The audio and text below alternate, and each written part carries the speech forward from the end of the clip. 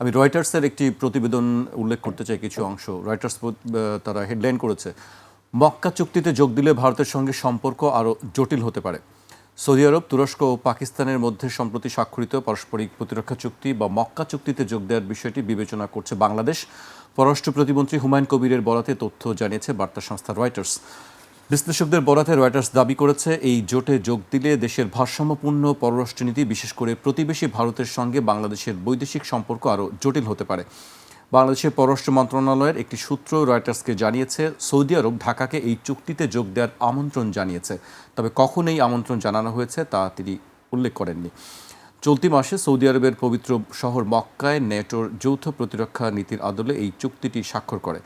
মধ্যপ্রাচ্য জুড়ে ইরানের ক্ষেপণাস্ত্র হামলার ফলে আঞ্চলিক সংঘাতে উত্তেজনার পারদ বৃদ্ধির মধ্যেই চুক্তির প্রতিশ্রুতি অনুযায়ী কোনো এক সদস্যের উপর সশস্ত্র হামলাকে সবার উপর হামলা হিসেবে গণ্য করা হবে।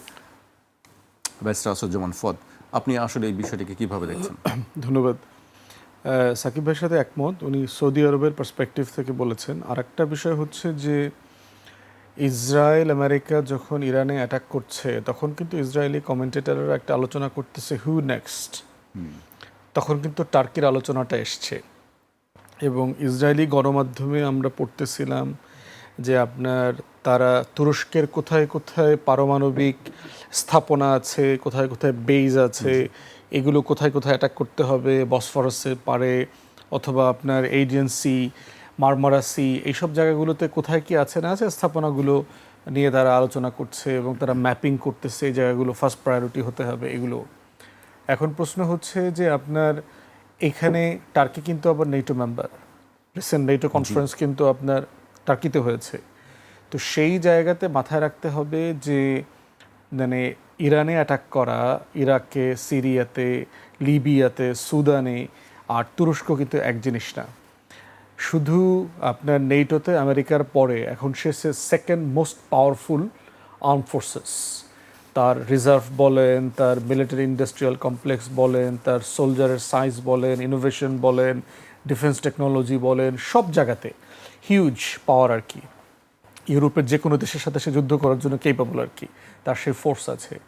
সো এবং তুরস্ক বলেও দিয়েছে আর কি যে মানে ইসরায়েল আগে যেসব দেশের ক্ষেত্রে যেটা যেটা ভেবেছে সেটা তুরস্কের সাথে ভাবলে সে ভুল করবে, এটা সে বলে দিয়েছে। এবং ইসরায়েলকে, টার্কিশ কমেন্টেটররা বলছে যে ইসরায়েলকে আমরা সত্যি সত্যি মাঠের সাথে গোড়ায় দিব, এটা ইরান না যারা শুধু মুখে বলছে যে ওয়াইপড অফ করে দেবে। অতএব সেই জায়গাতে একটা প্রিএমপ্টিভ ডিটারেন্স বলে মিলিটারিতে একটা কথা আছে আর্ম ফোর্সেসের লেক্সিকানে, যে আপনি যুদ্ধ করবার আগেই এমন কিছু করবেন যেন যুদ্ধটার করতে না হয় আসলে। তো এই জন্য যেটা করছে যে ওইটার সাথে এমন একটা জোটে চলে যাওয়া, তৈরি করতে পারা যেটা আমেরিকান বলয়কে একটা রিজার্ভেশনের মধ্যে ফেলে দেবে। দেখেন পুরো নেগোসিয়েশনটা আমেরিকা অন্য যে কোনো দেশকে বাইপাস করে এবার পাকিস্তানের উপর দিয়ে করেছে। নগদ নিয়ে এলো হার নামানা হার অফার। সর্বনিম্ন 10,000 টাকা রেমিটেন্স নগদে পাঠালে থাকছে স্বর্ণের হার জেতার সুযোগ। এই নেগোসিয়েশনে পাকিস্তানের সাথে তো ইরানের সম্পর্ক আগে থেকে খারাপ না, ভালো তো আগে থেকে আছে। সৌদি আরবের সাথে সম্পর্ক তো খুবই ভালো। আমেরিকার অর্থনীতির হার্ট, পেট্রো ডলার এগ্রিমেন্ট তো সৌদি আরবের সাথে। তার ডলার ক্র্যাশ করবে যদি এই চুক্তি সৌদি আরব বাতিল করে দেয়। এটা কাগজ, ফ্রডুলেন্ট ডকুমেন্ট আর কি, মানে ফিয়াট কারেন্সি যেটা আছে আর কি। তো সেরকম একটা জায়গায় আপনি চিন্তা করে দেখেন, তিনটা দেশের সাথেই কিন্তু পশ্চিমের সম্পর্ক ভিন্ন ভিন্ন কারণে ভালো। তুরস্ক হচ্ছে নেটোর মেম্বার, পাকিস্তান এই ইরান যুদ্ধে সিরিয়াসলি নেগোশিয়েট করেছে দুই পক্ষকে, এবং থার্ড হচ্ছে সৌদি আরব হচ্ছে পশ্চিমের তেলের যোগানদাতা এবং তাদের যে পেট্রো ডলার এগ্রিমেন্টের সোর্স। এখন এইরকম একটা চুক্তি হওয়া মানে কি আসলে ইসরায়েলের বিপক্ষে কেউ যুদ্ধে নেমে যাবে? তাও তো আমেরিকার প্রোটেকশনে আছে। তো এই জন্য এখানে হচ্ছে অনেক মাল্টি ডাইমেনশনাল অনুষঙ্গ আছে, যেটাকে আপনি একটা জিনিস দিয়ে করতে পারবেন না। আবার সাকিব ভাই বলেছেন পাকিস্তানের সাথে তো রয়্যাল ফ্যামিলির, সৌদির আগে থেকেই এই চুক্তি আছে, তারা তাদের রয়্যাল ফ্যামিলির প্রোটেকশনের দায়িত্ব নিয়েছে। দেশের প্রোটেকশনের দায়িত্ব তারা হচ্ছে আপনার আমেরিকাকে দিয়েছে, যে মানে ইসরায়েল এবং ইরান থেকে বাঁচার জন্য তাদের দায়িত্ব হচ্ছে নিয়ে তাদের আমেরিকান ফোর্সকে দিয়েছে, আর রয়্যাল ফ্যামিলিকে বাঁচানোর দায়িত্ব দিয়েছে পাকিস্তানকে, কারণ তাদেরকে আবার বিশ্বাস করতে পারছে না। তো সেই জায়গাতে আমার মনে হয় যে এখানে অনেকগুলো অনুষঙ্গ একসাথে কাজ করছে, যে এইটা মুসলিম নেটো কিনা, মানে এটাতে ধরেন পাকিস্তানে অ্যাটাক করলো ইন্ডিয়া অপারেশন সিঁদুরের মতো, সৌদি আরব কীভাবে সাহায্য করবে?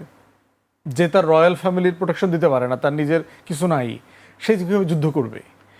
তার যে স্থাপনা আছে সে স্থাপনাগুলো তো চুক্তির অধীনে আছে, সেই সব অস্ত্র ব্যবহার করতে হলেও তো আপনার বিক্রেতা যার কাছ থেকে আসছে তার অনুমতি লাগবে। ওটা হয়তো ইউজ করতে পারবে পাকিস্তান এবং টার্কিশরা, কিন্তু সেটার অনুমতি আছে কিনা, অনুমোদন আছে কিনা ভারতের বিরুদ্ধে যুদ্ধ করতে পারবে?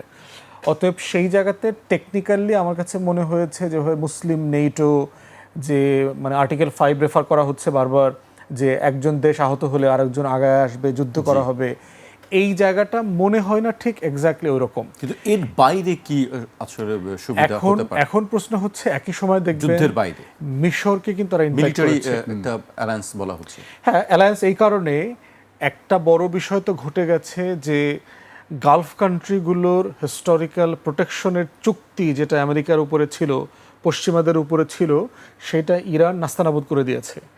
সিম্পলি এই দেশগুলোকে প্রোটেকশন দেওয়ার সক্ষমতা আমেরিকার অথবা পশ্চিমের কারো নাই, এটা প্রমাণ হয়ে গেছে। তাহলে এখন প্রশ্ন হচ্ছে গালফ কান্ট্রিগুলোর দুইটা ঝুঁকি আছে, তিনটা ঝুঁকি ইনফ্যাক্ট টেকনিক্যালি। একটা ঝুঁকি হচ্ছে শিয়া ইরানের পক্ষ থেকে একটা ঝুঁকি আছে, ইসরায়েলের এক্সপানশনিস্ট পলিসির জায়গা থেকে তার একটা ঝুঁকি আছে। থার্ড হচ্ছে গালফের ভিতরে ইন্টারনাল একটা পলিটিক্স আছে। আপনার মনে থাকার কথা যে আরব আমিরাত কিন্তু মানে গালফের ভিতরে, জিসিসির ভিতরে কিন্তু দেশ দখল করার চেষ্টা করেছে। কাতার ইমিডিয়েটলি তুরস্ককে বলে তার ডিপ্লয়মেন্ট নিয়ে আসতে হয়েছে, তাকে ব্লকেট দিয়েছে, বাকি দেশগুলো মিলে তার সাথে ব্যবসা বাণিজ্য লেনদেন সব বন্ধ করে দিয়েছে। তুরস্ক ইনফ্যাক্ট কাতারকে সেভ করেছে ওই সময়টাতে। এবং আজকে যদি আপনি মোসাদের অপারেশন দেখেন, out of Israel the largest Mossad operation station হচ্ছে দুবাই, আরব আমিরাত। তার থার্ড লার্জেস্ট অপারেশন স্টেশন হচ্ছে ইন্ডিয়াতে। তাহলে এই রিলেশনশিপগুলো তো মাথায় রাখতে হবে, যে এরা তো আবার গালফ কান্ট্রিরও মেম্বার, সৌদি আরব, দুবাই, কাতার টাতার মিলা যারা আছে। তাহলে আপনি জিসির তো নিজস্ব প্রোটেকশনের প্রোটোকল আছে, যে আপনি এখানে আঘাত করতে পারবেন কি পারবেন না। তো এই জন্য আমার কাছে মনে হচ্ছে যেভাবে মুসলিম নেটো এটা সেটা বলা হচ্ছে, ব্যাপারটা এরকম না। বাট ইন্ডিয়ার তো জেনুইন ভয়ের কারণ আছে। কারণ হচ্ছে যে আপনি এমন কিছু দেশ একত্রিত হয়েছে যার তিনটা দেশের কম্বিনেশন একটা হিউজ পাওয়ারফুল শক্তি বলয় তৈরি করে ফেলেছে। পাকিস্তানের কাছে পারমাণবিক বোমা আছে, তুরস্ক এখন আমেরিকার পরে সবচেয়ে বড় মিলিটারি ইন্ডাস্ট্রিয়াল কমপ্লেক্সের মালিক, আর হচ্ছে সৌদি আরবের কাছে হচ্ছে টাকা, অফুরন্ত টাকা আছে। তো এই সব কিছু যদি যোগ করেন, এটা নিঃসন্দেহে যে কোনো দেশের জন্য একটা গুরুত্বপূর্ণ হুমকির জায়গা বেশ করে। আমার কাছে মনে হচ্ছে ইন্ডিয়ার ভীতিটা জোটে বিষয়ে না, বিষয়টা হচ্ছে বিভিন্ন কারণে গত 2 বছর থেকে বাংলাদেশ কিন্তু তুরস্ক, চায়না এবং পাকিস্তানের সাথে তার সম্পর্ক, প্রতিরক্ষা সম্পর্ক প্যারালালি বৃদ্ধি করছে।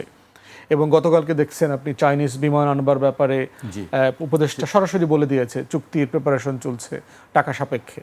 অতএব সেই জায়গাতে এই বাইল্যাটারাল সম্পর্কটা তাকে মানে আরও বেশি মানে চিন্তিত করে ফেলেছে, দুশ্চিন্তার মধ্যে ফেলে দিয়েছে। এবং আরেকটা বড় সংকটের জায়গা হচ্ছে সৌদি আরব এবং গালফ কান্ট্রিতে কিন্তু ইন্ডিয়ার হিউজ মার্কেট আছে। যদি এই তিনটা দেশ একসাথে মিলে কাজ করে, যুদ্ধে যাওয়া ছাড়াই ভারতের অর্থনীতিকে প্রচণ্ড রকম করে বিপদে ফেলতে পারবে। একটা হচ্ছে এইসব দেশ থেকে ভারত পেট্রোলিয়াম আনে, মিনারেল যত জিনিসপত্র আছে এই দেশগুলো থেকে আনতে হয়। দ্বিতীয়ত হচ্ছে হিউজ এক্সপার্ট কমিউনিটি আছে ইন্ডিয়ান সৌদি আরবে এবং আলাদা গালফ কান্ট্রিগুলোতে। এই মার্কেটটা যদি বন্ধ করে দিতে চায়, সৌদি আরব বন্ধ করে দিতে পারবে, কারণ এইটা রিপ্লেস করবার মতো লেবার ফোর্স আবার পাকিস্তানের আছে, বাংলাদেশের আছে। সেই টোটাল লেবার ফোর্স আপনার মানে ফেজ আউট করে 1-2 বছরের ভিতরে ইন্ডিয়াকে নাই করে দিতে পারে। এবং এইটার ভয়ও কিন্তু আপনার আছে। বিফের ব্যাপারে দেখেন, ইন্ডিয়া গর্ব করে বলে না যে second largest beef exporting country. কোথায় এক্সপোর্ট করে সে? এই সৌদি আরবে করে, এই আরবের দেশগুলোতে করে। অতএব সৌদি আরবের চিন্তিত হবার মতো অনেকগুলো জায়গা আছে। বাংলাদেশের জায়গাটা কোথায়? বাংলাদেশকে মাথায় রাখতে হবে যে ভারত আমার শত্রু রাষ্ট্র, মিয়ানমার আমার শত্রু রাষ্ট্র, নো ডাউট। প্রশ্ন হচ্ছে আপনি এই জোটে থেকে সেটা ডিল করবেন, না আপনি আসলে বাইল্যাটারাল জোট করবেন। পাকিস্তানের সাথে আমার আলাদা সম্পর্ক, তুরস্কের সাথে আমার আলাদা সম্পর্ক এবং চায়নার সাথে আমার আলাদা সম্পর্ক, সেই সম্পর্কগুলোর ভিত্তি করে আপনি প্রতিরক্ষার জায়গাতে আসবেন। আর একটা জিনিস মাথায় রাখবেন, সৌদি আরব এবং গালফ কান্ট্রিগুলো পাকিস্তানকে এবং তুরস্ককে যেভাবে দেখে, বাংলাদেশকে কিন্তু মোটেই ততটুকু সম্মান দিয়ে দেখে না। মিসকিনের দেশ বলে, প্রচুর ফকির মিসকিন আছে, কিন্তু ওই জায়গাটা কিন্তু পাকিস্তান তুরস্কের জন্য মানে বাস্তবতা না। অতএব সেরকম একটা রিয়েলিটিতে আপনি এখানে ঢুকলে সম্মানজনক সদস্যপদ আপনি পাবেন কিনা, জি। এটাও কিন্তু মাথায় রাখতে হবে। জি।